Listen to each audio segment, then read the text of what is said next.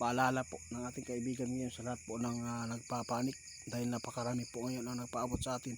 Marami pala nakapanood doon sa post ng taong yon sa social media, no, tungkol po sa kidnapawan daw, kasi titirahin po daw ng North Korea at huhulugan po daw ng missile ngayong 24 at 28. Maganda lang po tayo mga idol, kasi hindi po maganda itong ipinapaabot po nila. Oo, sabi ng ating kaibigan, mag-ingat sa pag-post at mag-ingat po ang mga viewers na dapat hindi po agad magpanik at hindi po agad maniniwala, di ba?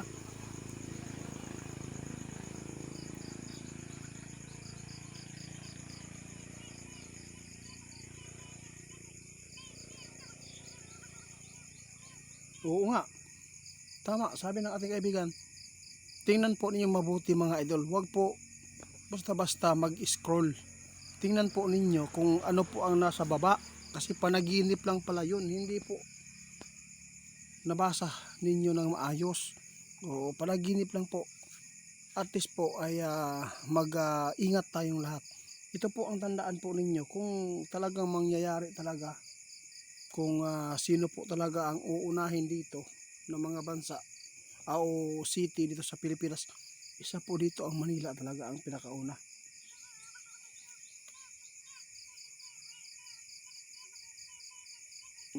Totoo yan.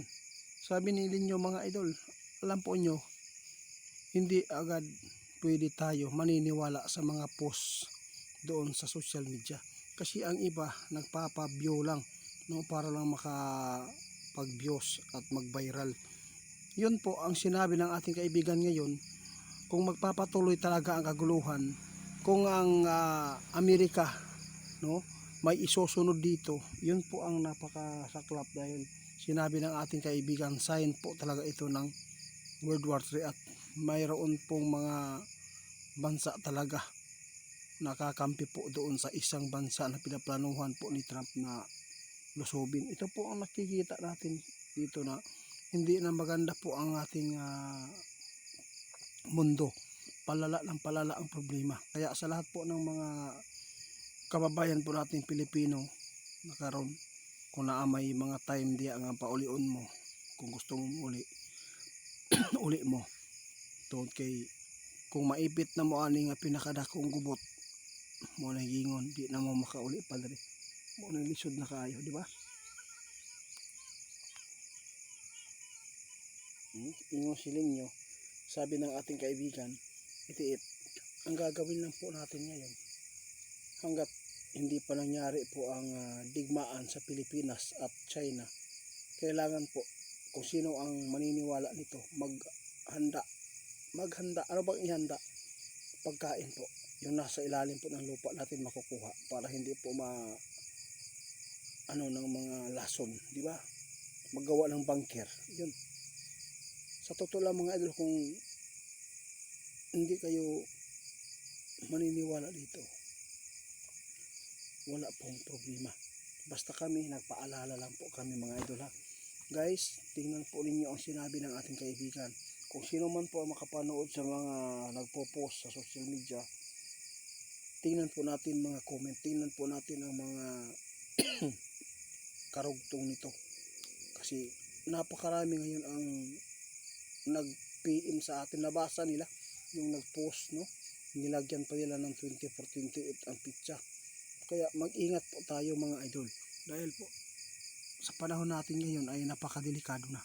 Sana kung sino man po ang makapanood sa ating mga pagpapaabot, ito lang po ang tandaan ninyo, walang ibang pinakamakapangyarihan sa lahat na pwede pong tumulong sa atin na walang hanggan, ang ating Diyos. Mga idol, tingnan po ninyo mabuti, kung ano man po ang ikakabuti sa pamilya natin, gawin po natin. Hanggat hindi pa nangyari ang digmaan po dito sa Pilipinas, kawawa ang Pilipinas mga idol, pulbos tayo mga idol, yun po ang totoo, wala tayong laban po. Tingnan po ninyo ng mabuti mga idol ang ating bansa, kung ano po ang nangyayari, no? Nag-away-away na lang, lalo na kung mayroon po mga kababalaghan na dumating po sa buhay natin dito.